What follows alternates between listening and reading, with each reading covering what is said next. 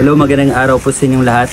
Sa video nito, ayun o, papakita ko po sa inyo ang actual demo or installation ng Shinong rice mill machine. Ayan po, makikita nyo sa video, kahit ako na-amaze talaga.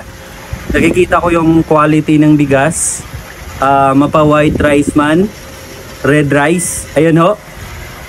So, talagang mapapabilib ka sa ganda ng quality ng bigas gamit ang Shinong rice mill machine. Sa video nito, installation po ito during testing sa Camiguin Islands, sa Barangay Bunbun, Barangay Aguran, Bunbun, Sagay. Okay, Barangay Bunbun, Sagay, Camiguin Island, Mindanao po. So makikita nyo dito, simple lang po. Yung palay na i-test dito, mayroong white rice, red rice, brown rice. At maganda po talaga, bagong ani to. Ang may-ari po dito ngayon, yung client namin na nag-order at nagpapadeliver, sila po ni Sir Ignacio Pabiliore at si Ma'am Susan Pabiliore. Sila po yung kauna-unahan na client namin sa Camiguin Island. Maraming salamat po sa inyong tiwala. So ang Shinong rice mill machine po, mga kaibigan, ay talagang napakaganda ang quality. Hindi ka talaga mahiya magbinta ng bigas. Lalo na kung merong magpakiskis sa inyo, magpamil ng palay, hindi ka talaga mahiya dahil napakaganda yung quality ng bigas. Di kuryente lang po ang Shinong rice mill machine, hindi na kailangan ng 3-phase transformer. At sinsa na po, malakas ang hangin dito Pero, yun po, makikita nyo dito, easy to operate lang. Kahit babae pwede mag-operate sa Shinong rice mill machine. At hindi po tayo gumagamit ng rubber hose. Matipid po siya sa kuryente. Kung i-compare natin yung consumption sa diesel at gasolina, mas makakamura po talaga kayo kapag kuryente. Single phase lang, hindi na kailangan ng 3-phase transformer. At iyon po, alam naman natin na ang set A po ito, set A ng Shinong rice mill machine. Isang local made na palay cleaner, isang elevator, at meron na rin po ang Shinong rice mill machine, pinaka main machine natin. Dapat po bago isa lang yung palay na ibilad ng maayos, nasa 14% and below.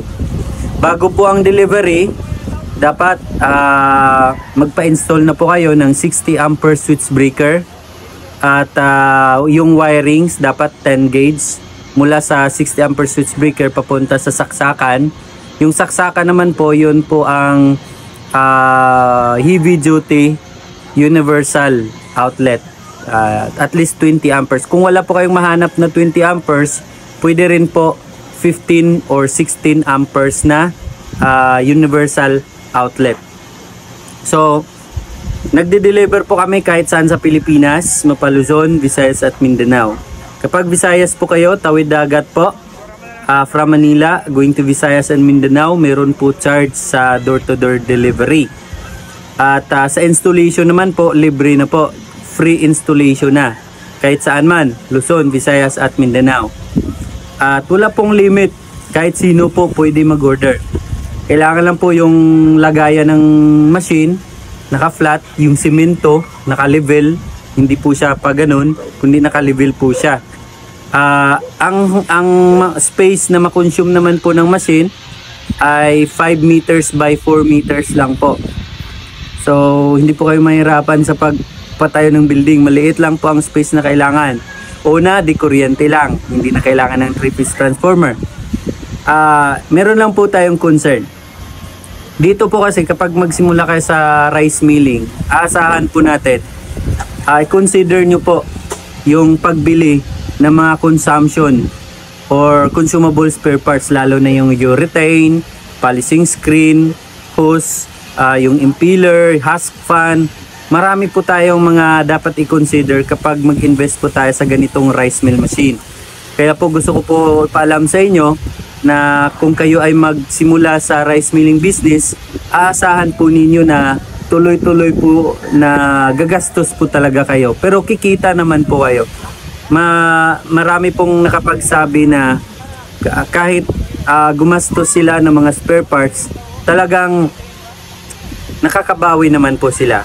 Dahil una, tipid po sa kuryente, makapagpresyo ka sa palay or sa bigas dahil good quality ang bigas, buo. At ang kagandahan dito, guys, hindi na po kayo kailangan bumili ng distoner machine dahil meron na po itong distoner na naka-built in sa loob ng machine natin. Kahit maliit na mga bato, mga white sand, buhangin, ay kaya niya pong i-separate. At ang kagandahan po ay less broken. Ibig sabihin buo ang rice, buo ang bigas. At talagang maa-miss po kayo. Ito na po yung proof. Nakikita nyo naman po ang kagandahan ng bigas. Less broken po yan. Yung broken rice hindi talaga may iwasan yun. Dahil depende po yan sa variety or quality ng palay or naibilad ba ng maayos yun. Kaya dapat meron kayong moisture meter tester. Dapat nasa 14% and below yung moisture content ng palay bago isalang sa machine natin. Next is yung yung delivery naman po. Delivery time from Manila going to Visayas or Mindanao, saan po ninyo nasa 12 to 15 days from the day of your reservation. Magpa-reserve na po kayo. Nag-accept po tayo ng reservation. At isa pa, itong good news, extended po ang promo natin. Supposed to be this year 2024, mag-announce na sana ako na mag-increase na po sana, pero iniisip po namin ng admin at ng management po ng Veroserve Corporation na wala munang increase. Tuloy-tuloy pa rin po ang promo natin. Okay? Supposed to be, actually nag-increase na yung supplier natin. Pati na rin yung mga spare parts. Kaya lang, mini-maintain namin na dapat ganun pa rin ang presyo. Same pa rin. Kaya habol na po kayo, umorder na po kayo habang naka-promo pa rin ang presyo ng machine natin. Yan. Comment at add friend nyo po ako sa Facebook. Ayan po ang Facebook ko. At yan na naman po ang aking contact number. Ito lang po, contact number ko. Tatawagan nyo lang po ako. Or message direct sa aking Facebook account. Maraming salamat po.